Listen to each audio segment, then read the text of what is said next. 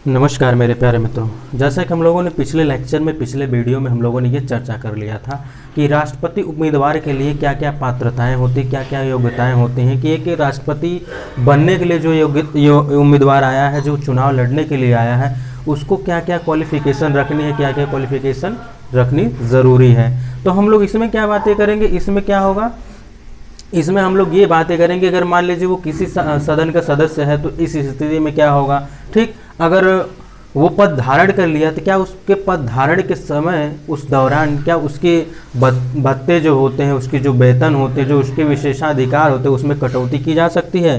जैसा कि आप लोग जानते होंगे राष्ट्रीय आपातकाल जो होता है, वित्तीय आपातकाल जो होता है, सॉरी, हम लोगों ने इसके बारे में भी चर्चा कर लिया है, वित्तीय आपातकाल।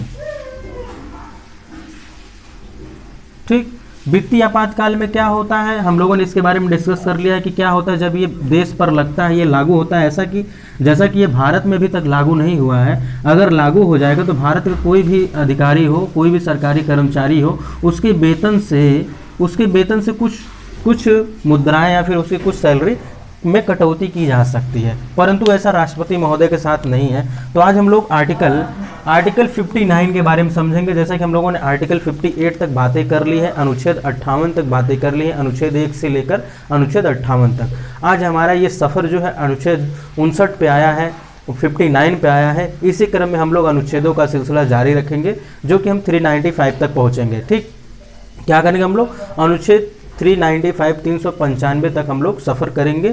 ठीक, और उसमें समझेंगे जितने भी संशोधन हुए हैं, जो भी अनुच्छेद ये अनुच्छेद ये जैसे नहीं होता है कि मान लीजिए अनुच्छेद 21 का होता है, तो ये का क्या होता है, का ये होता है कि पहले मूल रूप से था, लेकिन इसको बाद में संशोधन करके का जोड़ दिया गया है। जैसा कि इसके बारे में मैंने डिस्कस कर लिया आप लोगों के साथ, तो आप लोग इसके बारे में जानते होंगे ये का क्यों होता है, फर्स्ट क्या होता है, सेकंड क्या होता है, थर्ड क्या होता है, इसके बारे में आप लोग जानते होंगे। तो आइए हम लोग देर न करते हुए अनुच्छेद 59 के बारे में समझते हैं कि इसमें क्या शर्तें रखी गई हैं राष्ट्रपति के उम्मीदवार के लिए। तो इसमें शर्त रखी गई है कि मान लीजिए अगर कोई व्यक्ति वह व्यक्ति जो संसद के किसी भी सदन का क्या हो, सदस्य है अथवा राज्य विधानसभा का सदस्य है, तो राष्ट्रपति निर्वाचित होने पर उसकी उस सदन की सदस्यता छोड़नी पड़ेगी। जैसा कि आप लोग जानते होंगे, अगर आप संसद के सदन की बात करेंगे तो संसद का क्या होता है, लोकसभा और राज्यसभा होता है।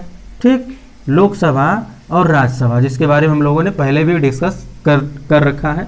और अगर राज्य विधान मंडल की बात अगर हम करते हैं, राज्य विधान मंडल, यहाँ पे हम लोग बात की है विधानसभा, तो जानते ही हैं कि कहीं कहीं पर विधान परिषद भी होता है, और किसी राज्यों में क्या होता है, केवल विधानसभा ही होता है। ठीक, विधान परिषद भी होता है। ठीक, तो यहाँ हम लोगों ने जो बात करना है कि मान लीजिए अगर राष्ट्रपति कोई निर्वाचित हो गया और वह लोकसभा या राज्यसभा या फिर विधानसभा का सदस्य होता है, तो उसको निर्वाचित होने के बाद इसकी सदस्यता, चाहे जिसकी भी उसकी सदस्यता रही होगी, उसको छोड़नी पड़ेगी। अगर नहीं छोड़ा तो उसे अपने राष्ट्रपति पद से क्या करना पड़ेगा, त्यागपत्र देना पड़ेगा। ठीक, ये प्रश्न पूछे जाते हैं कि मान लीजिए अगर राष्ट्रपति जो है संसद के किसी भी सदन का या फिर राज्य विधानमंडल के एक सदन का सदस्य है, तो इस स्थिति में क्या होगा, क्या वह निर्वाचित राष्ट्रपति पद से मुक्त हो जाएगा, या फिर उसे क्या करना चाहिए, इन किसी भी सदन का जिसका सदस्य है उस सदन की सदस्यता क्या कर देनी चाहिए, उसे छोड़ देनी होती है। ठीक, वह कोई अन्य लाभ का पद धारण नहीं करेगा। जैसे कि हम लोग बात किए हैं, लाभ के पद का निर्धारण कौन करता है, लाभ के पद कौन होते हैं, एक प्रकार से कहा जाता है जो स्थायी पद होते हैं वो लाभ के पद होते हैं। स्थायी पद का तात्पर्य क्या होता है, जैसे कि कोई अधिकारी हो गया।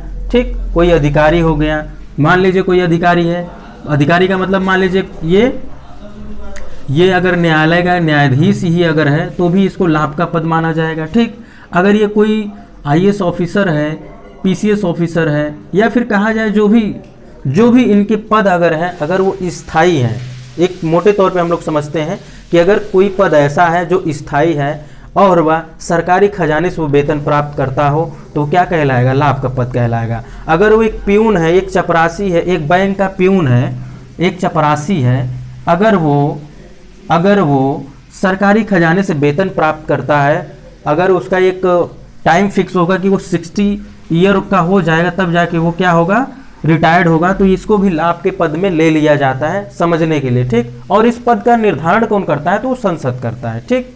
इसके बारे में हम लोग पहले भी पिछले वीडियो में समझ गए होंगे, ठीक। राष्ट्रपति को एक आधिकारिक आवास मिलता है जिसको राष्ट्रपति भवन कहा जाता है। ये उसको स्वतः ही मिल जाता है जैसे ही वो राष्ट्रपति निर्वाचित होता है। मान लीजिए कोई व्यक्ति राष्ट्रपति निर्वाचित हुआ तो उसको निर्वाचित होते ही उसे राष्ट्रपति भवन आवंटित कर दिया जाता है। राष्ट्रपति भवन क्या कर दिया जाता है, आवंटित कर दिया जाता है, जिसको उसको कोई किराया उराया नहीं देना पड़ता है, कोई रेंट नहीं देना पड़ता है। अब मान लीजिए कोई व्यक्ति जो है राष्ट्रपति चुन लिया गया, ऐसा होता तो नहीं है, और उसको जो है राष्ट्रपति भवन दिया गया लेकिन उससे रेंट लेने लग गए, तो ऐसा नहीं होगा। क्या होता है, कोई भी व्यक्ति है अगर वो राष्ट्रपति के रूप में निर्वाचित हो गया है तो उसको क्या किया जाता है, एक राष्ट्रपति भवन आवंटित किया जाता है। जैसा कि आप लोग जानते होंगे कि अगर कोई व्यक्ति ऑफिसर बनता है, जैसे मान लीजिए आईएएस बन गया, पीसीएस बन गया, आईपीएस बन गया, तो इन लोगों को एक क्या दिया जाता है, एक भवन दिया जाता है। एक प्रकार से वो बंगलो रहता है लेकिन उसको भवन ही कहा जाता है। वैसे ही राष्ट्रपति भवन भी एक बंगले के टाइप ही होता है लेकिन इसको भवन कह दिया जाता है कि ये क्या है, राष्ट्रपति जी का घर है, ठीक। ये घर ऐसा है, इसका आपको किराया देने की ज़रूरत नहीं है, किराया नहीं दिया जाता है, ठीक। इसमें बहुत सारे व्यवस्थाएं भी रहती हैं, जैसे कि इसमें आपको बगीचा वगीचा भी रहेगा घूमने के लिए, टहलने के लिए, और भी कई सारे व्यवस्थाएं रहती हैं टहलने के लिए, रहने के लिए। अगर आप अपने परिवार के साथ रहना चाहते हैं तो परिवार को भी रख सकते हैं। आप अपना एक कुक रख सकते हैं जो आपके लिए खाना बनाएगा। आपके लिए एक वो मिलेगा, क्या बोलते हैं, प्यून मिलेगा, जो आपके लिए क्या करेगा, सुबह शाम फल वगैरह हो गया तो ये हो गया वो हो गया, जो ज़रूरतें रहेंगी वो लाएगा। फिर उसके साथ साथ आपके राष्ट्रपति भवन में ही ढेरों सारे फूल रहेंगे, कई प्रकार के फूल रहेंगे, फल रहेंगे, जिसे आप क्या कर सकते हैं, सुबह के टाइम टहलते वक्त जाकर देख सकते हैं, उसको तोड़वा के खा सकते हैं, उसके फूल को यूज कर सकते हैं आप। लेकिन ये केवल उसी के लिए जो राष्ट्रपति रहेगा, सभी के लिए नहीं रहेगा, ठीक। राष्ट्रपति को संसद द्वारा निर्धारित उपलब्धियां का मतलब क्या होता है कि उसको जो भी उपलब्धियां देना रहेगा वो संसद निर्धारित करेगी। भत्ते जो रहेगा वो भी संसद निर्धारित करेगी, कितना भत्ते देना है। इसको विशेषाधिकार भी प्राप्त होते हैं। विशेषाधिकार पे हम लोग एक अलग वीडियो में समझेंगे कि विशेषाधिकार होता क्या है। ऐसा अधिकार जो विशेष हो, एक विशेषाधिकार होता है, एक स्व-विवेकाधिकार होता है। ये दोनों में अंतर होता है। हम लोग एक वीडियो में इसको क्लियरली समझेंगे। फिलहाल अभी हम लोग आर्टिकल 59 पे चल रहे हैं, तो आर्टिकल 59 में जो चीज़ें हैं, जो प्रावधान है, हम लोग केवल उसी को समझते हैं, ठीक। उसकी उपलब्धियां और भत्ते उसकी पदावधि के दौरान कम नहीं किए जाएंगे। इसका तात्पर्य क्या है कि अगर वो कार्यकाल में है तो उसकी वेतन है, उसके भत्ते जो हैं, उसकी उपलब्धियां जो हैं, उस पर क्या नहीं किया जाएगा, कमी नहीं किया जाएगा। उपलब्धियां से तात्पर्य यहाँ पे वेतन ही होता है, ठीक। इसके जो वेतन होते हैं वो निर्धारित किए जाते हैं संसद द्वारा ही, ठीक।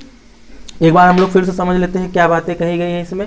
मान लीजिए अगर कोई व्यक्ति निर्वाचित हो गया, यदि वह व्यक्ति जो संसद के किसी भी सदन का सदस्य अथवा राज्य के विधानसभा का सदस्य है, तो वह राष्ट्रपति निर्वाचित होने पर उसे सदन की सदस्यता छोड़नी पड़ेगी। चाहे वो लोकसभा का सदस्य हो, ठीक, चाहे वो राज्यसभा का सदस्य हो, चाहे वो विधानसभा का सदस्य हो। अगर वो उसका सदस्य है लेकिन वो राष्ट्रपति निर्वाचित हो गया है तो उसे उस सदन का, जिस सदन का वो सदस्य है, उस सदन की सदस्यता छोड़नी पड़ेगी। लेकिन पात्रता में हम लोगों ने क्या बात किया था, पात्रता में हम लोग ये बात किए थे कि लोकसभा का सदस्य बनने की योग्यता वो रखता हो ना। बात आप समझ रहे हैं। अगर होगा भी तो उसे उस सदन की सदस्यता क्या करनी पड़ेगी, छोड़नी पड़ेगी निर्वाचित होने पर ही, ठीक। और उसके साथ साथ क्या करेगा कि ये कोई लाभ का पद धारण नहीं करेगा। लाभ का पद जैसा कि हम लोगों ने चर्चा कर लिया, पिछले वीडियो में कर लिया था, आज भी हम लोगों ने थोड़ा बहुत डिस्कस कर लिया। राष्ट्रपति को एक आधिकारिक भवन का मतलब एक आवास रहता है जिसे राष्ट्रपति भवन कहा जाता है। वो आवंटित होता है बिना किराया के, कोई रेंट नहीं देना रहता। उसमें ढेरों सारी सुविधाएं रहती हैं, जैसा कि मैंने बताया है क्या क्या उसमें रख सकते हैं, कैसे कैसे आप रह सकते हैं। और संसद द्वारा ही निर्धारित की जाएगी उपलब्धियां, यानी कि इसके वेतन, भत्ते, और इसको कुछ विशेषाधिकार प्राप्त होते हैं कि मतलब ये खुद से ही उसका निर्णय ले सकता है, ठीक। और उसकी उपलब्धियां और भत्ते में, उसकी उपलब्धियां यानी उसके वेतन और भत्ते में कार्यकाल के दौरान यानी पदावधि के दौरान कोई कमी नहीं की जाएगी। इसका तात्पर्य यही है कि अगर देश पर वित्तीय आपातकाल भी लगा रहे, अगर देश में मुद्रा की कमी हो जाए और क्या हो जाए, शाख की अव्यवस्था हो जाए, जो अर्थव्यवस्था में आप समझेंगे ये शाख क्या होता है, तो इसकी भी अगर ऐसी स्थिति, विकट स्थिति आ जाती है तो भी राष्ट्रपति के वेतन भत्ते में कटौती नहीं की जाती है। ठीक, क्यों नहीं की जाती है, इसको एक तरह से ये समझ लीजिएगा आप लोग, मोटे तौर पे समझाने के लिए मैं ऐसी बातें कह रहा हूँ, क्योंकि ये इनका कोई इनकम का सोर्स नहीं होता, ये वेतन पर ही डिपेंड करते हैं। जैसा कि और भी कोई आप पद देखेंगे तो उसमें बहुत सारे इनकम होते हैं, इनकम के सोर्स होते हैं, इनका बस केवल वेतन ही होता है जिसके सहारे ये अपना जीवन चलाते हैं। तो इस कारणवश, और ये देश के प्रथम नागरिक भी होते हैं, एक सम्माननीय पद पे बैठे हैं, तो इनका क्या किया जाता है, इनके पदावधि के दौरान इनके वेतन में, इनके भत्तों में कोई कटौती नहीं की जाती है। यहाँ तक कि अगर ये बीमार होते तो इनके लिए स्वास्थ्य की, इनके डॉक्टर की यानी कि एक चिकित्सक की व्यवस्था अलग से होती है, जैसा कि सभी मंत्रियों के साथ होता है, लेकिन इनके साथ विशेषकर होता है। ठीक, तो क्या हमने आज बात किया 59 में कि ये एक शर्तें हैं। शर्त का मतलब क्या होता है कि ये शर्त है, अगर आप इस शर्त को पूरा नहीं करेंगे तो आप राष्ट्रपति पद से क्या हो सकते हैं, मुक्त पाए जा सकते हैं खुद को।